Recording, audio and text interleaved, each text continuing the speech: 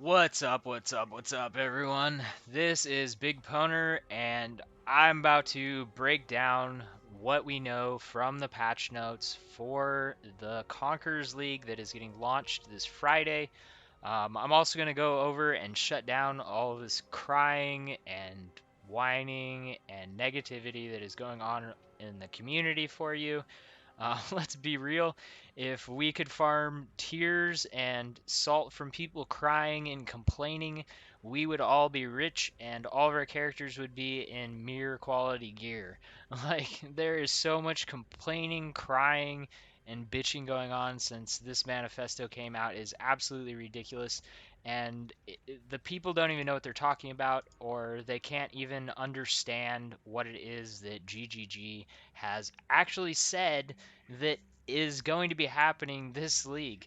Like, I, either the people completely don't know what's going on and they're just complaining to complain because they saw one thing got changed and they don't like it, or they're one of those people that want to play the exact same thing every single league, and if they nerf that thing to try to get people to try the new content, try the new builds, do something different, they're going to cry regardless.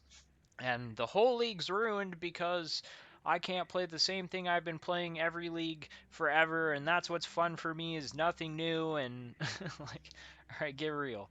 Um, so I'm going to break it down. There is some stuff that is not going to be as viable anymore. We are going to be losing out on some stuff, but that's kind of how seasons go. We get new stuff.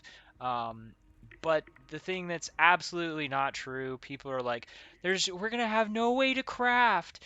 There's going to be no access to gear. Our only choices are going to be unique items. This is complete bullshit. We're going to be able to craft items that are better than the previous multi-mod items and more reliably, so those people have no idea what they're talking about. Are there some items that we can no longer craft anymore? Yes, that is true. We do have some items that we are no longer going to be able to craft anymore, but they're not for popular builds. For starters, I mean, the the thing that the things that I was really like, oh shit, I'm not gonna be able to craft those anymore, are the essence drain, contagion, bane builds. These +3 bows that are really super reliable, made the build super viable as a starter. This was one of the starters that I was thinking about doing. I had a bunch of them. If you follow my videos, have read my comments, talked with me, I've said over and over again, I'm not going to give you a recommendation on a starter. I'll tell you, I'll talk about things that I'm thinking I might possibly do, but there's no way to decide on a good starter when you don't know what the new league is going to be doing. You don't know what's going to happen to the skill gems. You don't know what's going to happen to the trees. So anyone who is recommending a starter build before those things have come out is just a complete clickbait garbage douche that is basically giving you bad information based on absolutely nothing just so that you will click on their videos, and they possibly ruined, or I mean, anyone who's made those videos has probably ruined at least someone's time, and the bigger streamers that have done that have ruined a bunch of people's time because those people that are looking for information on what a starter build is that they should use are probably not going to be reading the patch notes and able to understand all of the things that are going on. So they basically ruined all of those people's beginning of their seasons because they wanted some clicks, which that, in my opinion, is fucked up. Anyways, this is something we lost. Like I said, I really like the Essence Drain, Contagion, Bane, pop the Wither Totems for extra boss killing. Super good build. I did a level 100 Essence Drain Contagion this last season. I played Essence Drain Contagion Legion League also. Really good build. This season, it would be a terrible league starter. The reason why is not being able to have the reliability of making this weapon right here is a huge drawback. The reason why is because I was basically able to farm, even if I was having a bad start to my season, I get to maps, I can farm the porcupine cards. I can get my 6-link bow, guaranteed. With a little bit of grinding, I could get my 6-link bow. If I had a little more currency, I could just buy the cards, I could get the bow that much faster. Then all I had to do, which with the new updates to the Atlas and the missions, you focus farm for your modifiers. You get the eb, the keys. Like you can get all that good stuff to make to make the bow. And once you get the keys and you unlock that, which is fairly easy to do, it's not that hard of a fight. You'd have your crafted multi modifiers, and then as you got the other stuff, you could craft it on there. It was a really reliable way to get a huge power spike that could basically carry you through the end of the game. There was absolutely no reason that anyone needed to upgrade past this. In fact, the upgrade choice from there is the +4 bow, which you can also no longer create like this, but which is like a thing. I mean, this would be easier to craft, but I mean, you're talking about like even in a league where no one's playing it, getting a bow like this, if anyone is selling it, it's going to be like minimum 30 exalts, probably more like 40, 50, 60 exalts. Just because they're so expensive to craft, you have to use 4-socket resonators, you have to use expensive fossils. Like it's a really expensive thing to craft. You're going to have to annul off bad stats, and moving into the season now with the changes, you're going to have to craft it in the same way. And then on top of that, you're going to need it to be an influence bow. You're going to have to hope that you get a good influence, or you're going to have to influence slam it. Then you're going to only be able to put on one or three of the craft and multiple modifiers. Obviously, you'd put on the +2 to support gem, but then you would have the choice between the chaos damage multiplier over time or the increased cast speed, arcane surge. The thing is, to create a bow like this now is super expensive, takes a lot more work, and it's not as reliable. So this would be a bad choice. Well, that's a damper. That's not the whole reason why it makes a bad choice. The other reason why it makes a bad choice, all bosses, monsters did get buffed. It hits chaos damage builds the most. And this is the reason why. Chaos damage was 25%, so 25% reduction. It got raised by 10%, which elemental got raised by 10%, armor got increased. The thing is chaos damage builds do not have as high of damage as a lot of other hit builds or elemental builds. It just plain and simple, they just don't. They don't scale as high. Even if you went with a super squishy enlighten build using malevolence with zealotry, you're peaking out at like 3-4 million DPS for your dot, which comparative to like, I mean, my ice shot build, my ice shot was at what, 8 million damage, and like compared to my 5 mirror level 100 build, basically that build had double the damage, damage per second of my 5 mirror essence drain build. And now the gear got nerfed, and now there's a 10% increase to the chaos resistance of bosses, and bosses have gotten their HP increased. So the build just took some really big hits, and I feel like it's gonna struggle. I feel like it's gonna struggle a lot trying to kill um, these harder bosses. Like your best choice now is basically going to be a +2 staff, which probably isn't going to be popular, but it's still not that good, because the thing that was really good about this type of building was I could go with this as a really cheap thing because it gives me more armor, spell block, attack damage block, or the other choice of a crafted quiver with whatever I need on it. Obviously, with this one, I got movement speed, HP, big resistance rolls, and then life per hit, which was kind of nice. Um, just an example. The thing is, I just feel like it's going to really be lacking damage in a boss kill league, which boss killing was already not that fast until you had like super OP gear, which is not realistic. So it would be a bad starter for pretty much anyone. It's me even loving the builds. I definitely would not play it. The other thing that I want to touch on, I had a lot of characters that were in my mind, further reinforcing the point that you can't recommend a starter build till you know what the new league is going to have. One of my choices for this league that I was thinking would probably, like, if I would have guessed and if I was gonna make the clickbait garbage, this is gonna be best starter of 3.9. One of the builds that I probably would have made that clickbait garbage for would have been a gladiator duelist. The reason why is because the only information we had before that was it was going to be a bow league, or everyone's calling it a bow league, and it's going to be a boss kill league. So what is it you need in a boss kill league? You need a character that can kill bosses, and you need to still be able to efficiently map to get to the bosses.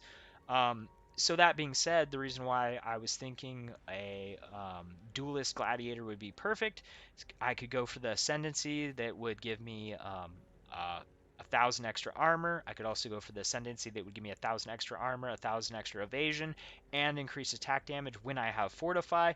Then I would get you always have fortify node, 20% damage reduction right there, and then I would have 2,000 increased armor, 1,000 increased evasion. That would be some good defensive stats. Then I would boost up my damage through Impale. Impale sounded like a really good idea. The reason why is we're getting this new barrage, and basically the way Impale works, you get a bunch of Impale stacks. Every time you hit it, it applies more damage. Um, but all of those things got nerfed. The Impale got nerfed because the all of the creatures are going to be getting increases to armor, which reduces the damage that Impale deals. So we are getting a pseudo armor penetration, but it's not as good as elemental penetration. That is a fact. The reason why is because how they're adding this new armor penetration stat. What the new armor penetration stat is it reduces armor by X percent um, of their armor. So say like X would be the number that you're reducing it by. So say it's like I have 10% reduced armor. They lose 10% of their armor. If they have 4,000, they now have 3,600. But the thing is we don't know how available this is. We don't know how effective it is, and it's just kind of this big like gray zone of whether it's going to be even be viable. Um, the build will probably still be a good build, but definitely not something that I would start knowing that the entire build basically got nerfed. Like I have less damage reduction, I have less damage, just not the direction that I want to go. When an entire build gets nerfed, that for that season, that's probably not the best way to go. Also, figuring out calculations for Impale is a little bit hard. You're not able to just do it in Path of Building, so it's a lot of manual math. It's possible I will do the build later on when I just have a bunch of currency from playing my starter. Um, I'll probably mess around with one and see how it would have been. But I'm not going to take that risk as a starter because it just doesn't make sense. Like everything on the Ascendancy got nerfed, and those are the only choices for a bow build on the Gladiator Ascendancy. Everything else is not really going to do anything for you. So that's completely shot down. Another reason why, deciding a starter beforehand is really stupid. Um, One of my kind of a dual idea for me was to start a Ranger. Why do I say a Ranger? There's two builds that I have thought I might play for a starter this season, even before I even started thinking about playing a starter, and that was the Frostblade Raider and the Deadeye. Obviously, I shot Deadeye, Frostblade Raider. The reason why I'm saying I'm going to be starting a Ranger is because depending on what gear I find, I can play either. Um, they've nerfed some of the early stuff to increase your speed through um, through the game. And the thing is the Frostblade Raider is really fast getting through the axe, and the reason why is whirling blades. They didn't nerf whirling blades. They did nerf early level onslaught, and they nerfed some other stuff. Thankfully, they didn't nerf our Quicksilver flasks. But anyways, um, so I will be starting a Ranger. My direction for going with this is I will be doing the Ice Shot. The thing is, the Ice Shot did not get nerfed. Ice Shot was already the reason why I was already thinking about it is because Ice Shot is really unpopular. It's not something a lot of people are playing. It has the highest damage scaling of any of the bow skills, which makes it so that I can use a high physical DPS weapon, or I can scale it through other methods, like added cold damage, um, gem levels, stuff like that. So it's a very versatile build, which a versatile build that's going to be effective is a really good league starter because I can use pretty much anything good that I find that fits a broad variety of things, and I'm going to be able to be effective with that, which is really important for a league starter, is not having to have specific things. And the thing is like you look at this build, none of well, the fractal thoughts is a unique I'm using, but it's definitely not required. And honestly, there's better in slot, just crafted, fossil crafted stuff. I wouldn't, I probably wouldn't use this league, even like end game. The reason why is because it is a boss fight league, and I'm probably gonna rather have a fossil crafted helm, to give me the negative enemies have negative resistances, and then also to have more defensive stats. So this I won't even be using. This is something completely not needed. I recommend it. I've recommended it for a lot of things. The reason why is because up till up till now in the leagues, the Mark of the Elder is just a really strong ring for an ice, for a physical conversion to cold damage, because you get physical damage, cold damage, big attack damage increase. It's just a really strong ring that has been really accessible and really cheap, like 5 chaos and under for people to buy, which is obviously for the slot for 5 chaos. That's been a really good item to recommend to people. Everything else is stuff that I just make. And there are going to be some changes to like the bows that we're going to be looking for, but the thing is there's so many options. I mean, you can see some of the bows that I have used. um, there's just such a wide range of things. And to give you an idea, like these three bows, this is a +7. This is essentially a pseudo 7 link. This is a plus skill gem, basically just a plus skill gem bow. And then this one is a dual mod shaping bow with essence cold damage. All three of these bows, if you um, do a damage check on them, they all have nearly the same damage, and they're all doing completely different things. Varying damages, varying just a lot of different stuff on them. Um, the point is there's a lot of versatility in this build, and a lot of different things will give you the same results. So it's an easy build to build. Obviously, like remove the headhunter. Headhunter actually won't even be that strong this season. It's always going to be strong, but the thing is we're focusing on boss killing, so you're not going to have stacks fighting bosses. Plain and simple, most boss fights, it's just you're not going to have headhunter stacks. They only hold on you for 20 seconds from when you get the kill.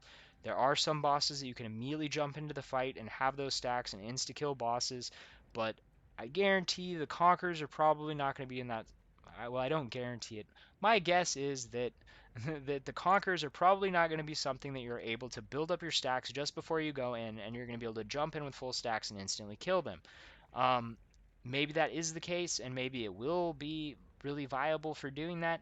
But more than likely in a boss kill league, the headhunter is not going to have the value that it has had in past leagues, because the past leagues have been, monoliths and timeless encounters and the blight maps where you're killing tons of enemies and that's what you're doing. So there's lots of chances to kill rares, uniques to get those stacks. So if you take away the stuff, there's nothing on this build that is actually needed. And if you watched my video of me playing this build, I absolutely just crush maps with it. Um, so that gives a testament to it. The other thing that's actually a positive for this, we do have the negative, which is I can't do this build exactly how I did it before, but it's not that big of a deal because I had the barrage with Mirage Archer. So Mirage Archer might have been nerfed to a point that it's no longer a good choice. But the thing is they added artillery, which my guess is that artillery is probably going to be the best boss killing support type skill, like non-main mapping skill that you can use. The reason why is because of how they work. The shrapnel and the artillery ballistas are able to hit targets multiple times. The This is a big deal, and the reason why is because they're able to hit multiple times. Like they describe and tell you how the shrapnel works, and it adds more projectiles for each projectile that you add. But the thing is the closer they are, it makes it so that every single one of the projectiles that hits the enemy is going to deal damage. You're able to drop down 3 of these ballistas. So they start off at level 1, I believe, with 2 projectiles, and as the gem it scales, you get more projectiles. Then you can add your own projectiles, which is just going to give more possible hits. So say like I get +1 on one piece of gear, and then I have the Deadeye Ascendancy, which is going to give me another +1. So I have +2. So let's say it's leveled up a little bit. I have my shrapnel shoots a total of 3 from the skill gem, and then I have +2. So each one of those are going to be shooting 5 times. If I drop those right next to a boss, 3 turrets, that means every time they go off, they're going to be hitting the boss 15 times, which I don't have to sit there. I can just get close enough for it to be effective, drop it down, dash out of the way, whatever. And it's going to continue damaging them until they die. So that sounds to me like it's probably going to be a really good, useful tool for killing bosses. Same thing with artillery. The artillery might be really useful because the way they've described it is that it will automatically target to hit the most enemies, which I really don't care about that. The only thing that I care about is that it can hit the same target multiple times. And obviously we haven't gotten to try it out, and the way that they described it in the video is not how I would use it. They basically are trying to sell it as you can use these artillery turrets to clear maps because it's going to target the most amount of enemies and it can hit them multiple times.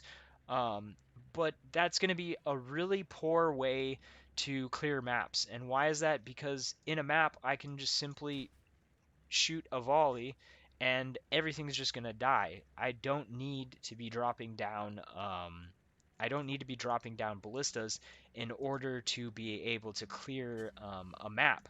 The time that I am going to need extra damage is going to be on the bosses so that I can get them down as fast as possible. That's when these are going to come more into play. And they would essentially basically be replacing my 6 link for my barrage. Um, as an extra damage skill. So it's obviously going to be a little bit differently. There's possible that I will use a secondary bow with a different link for boss killing, but I have to see. I have to actually play with the stuff and see how all of the new stuff works. I can use intuition and the information that they've given me, but until I actually play with it, I'm not going to know how effective, good it actually is. But that is the direction that I am probably going to be taking my starter. The thing that I do want to touch more on is the the crafting. Everyone is like crying up a storm, and there's wild comments being made like, we are gonna have no way to get items, and you've completely ruined the game for us, and we're gonna have no way to beat content. Boo hoo. Like, They limited the number of multiple modifiers you can craft onto an item, but it's like they completely have just people have just completely overlooked the fact that they are adding 4 new influences, which yes, they nerfed Shaper and Elder influences by making it so um, you can't have 7 link items like this.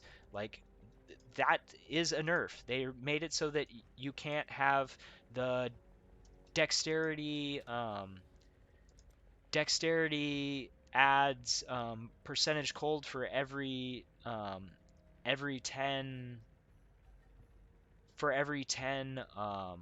dexterity that you have, you gain 3 to 5 cold damage. They removed that.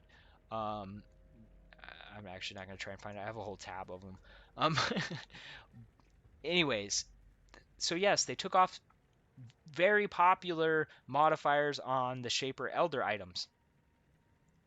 But the thing is people are like, oh, you removed these, we're going to have no way to play and beat content. They added 4 new influences for each of the first 4 conquerors, and then you have a 5th conqueror to kill. On top of this, yes, they nerfed how many multi-mods you can get, but what did they add? They added special exalted orbs that will add the influence that the exalted orb is to an item. So it's basically like a focused exalted orb, which the influence, like all of the influence stuff that we have, you look at Shaper at Shaper Elder influences and how they can roll. There's a small spectrum of how good they are, so you're going to get something on it that is at least pretty good. Um, in the grand scheme of things, it's not like it has 10 possible qualities and you might wind up getting 1 to 5 lightning damage. Like they're significant rolls. So you're guaranteeing to be able to put one of those on. So if you do want to multi-mod an item, you would simply be able to use the same method, get 2 stats that you want, and then regal it. At this point, the new best crafting methods that I've came up with, because I'm the only person that got this information, I'm the only one that was able to put together that there's ways that we're going to be able to craft. Um, you're gonna have a couple choices. If you get a 3-stat item and you like the 3 stats, the best way to do it is going to be to go ahead and take and add an influence to it. So now I start with 1 influence because I want a specific thing on that influence item. I'm going to alt spam till I get that mod with something else that I want, and then I'm going to regal it. If that third thing that I regal on there is acceptable, now I can take and add a crafted modifier, and then use a influence exalt orb to guaranteed add an influence from that type. So now essentially I'm going to have 2 stats that I really wanted, one that I regaled, another influence from a set that I wanted, and then I have a crafted one. That's 5. So previous multi-modded item would only have 5 actual stats on it. The 6th would be the crafted multiple modifiers. I now have a 5-stat item. This item with 5 stats can already be more powerful than a multi-modded item, like pretty easily, because you're going to have 2 different types of influences. So if you get anything good on that second influence, it's going to be more powerful than anything besides outside of very few things like the +2 gem skill levels. That is probably something that your 1 crafted modifier will probably be a top pick for skills on almost every weapon. And the reason why is because we have these new plus gems that, like, level 1 is more powerful than a level 20. So yeah, adding 2 levels to socketed support gems is probably going to be the mod that I will be crafting on every single one of my bows that I make. Once I get the +2 to level of socketed support gem, I will be farming for that till I get it, or when one of my friends gets it, I'll be having them craft it for me um, until I get it for myself. Um, Anyways, the point is now you have a 5-stat item. Now you can just take and use a regular Exalt Orb, and basically anything that you get in that slot is just a bonus, because if you were normally crafting multi-mod items, you basically for one exalt are getting a completely free stat. It could wind up being something really good, or it could wind up being something garbage. But it's basically like it's an extra stat that you wouldn't have had if you would have done the old multi-modding method. The other thing that we can do, say I get a 2-stat item and I want to multi-mod it. So say we go through the same process and say you go through the same process, you get a 2-stat item. There's another way we can handle that. We can still do the multi-mod. We're allowed to have 3 multi-mod stats. Let me see if I We're allowed to have 3 multi-mod stats. So the way that you would deal with a 2-stat item, you have it rare and 2 stats that you want. What you would do at this point is you would either go ahead and if you have really specific things that you want for your multi-mod, you would put your multi-mod on, you would put your 2 other stats on, and then use the influence exalt to slam it.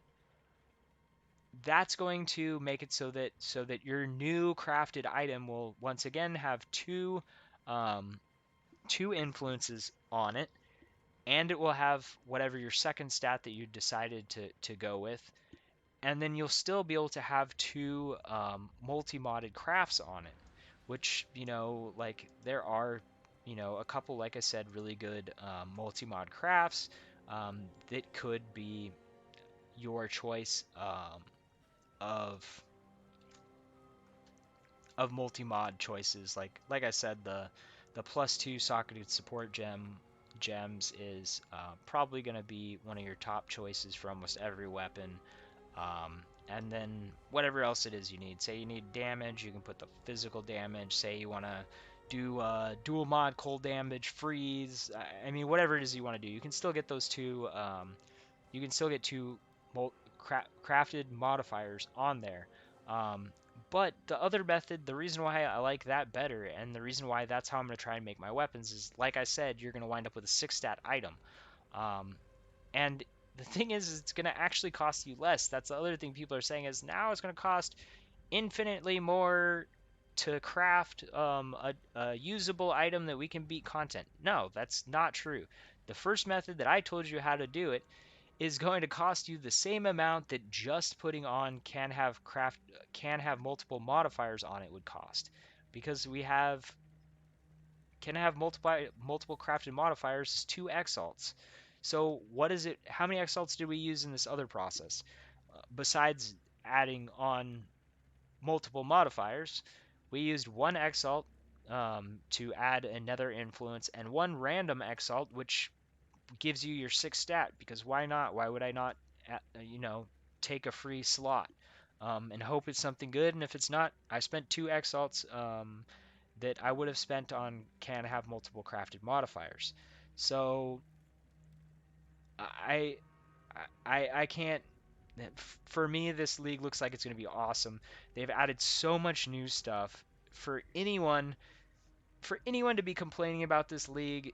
I'm sorry, but you either are just crying to cry, or you're I don't know. I don't want to talk bad about people, but I feel like crying is a completely ridiculous thing to be doing. Look at all the things that we're getting. We're getting plus gems. We're getting the new influences. We're getting new boss fights. The whole atlas has gotten redone, which is going to be more friendly to players, especially players that don't have as much time or experience to invest, because things like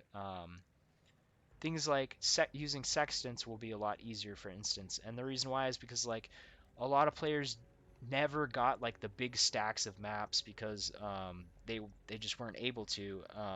So they didn't really have the ability to do sextant farming.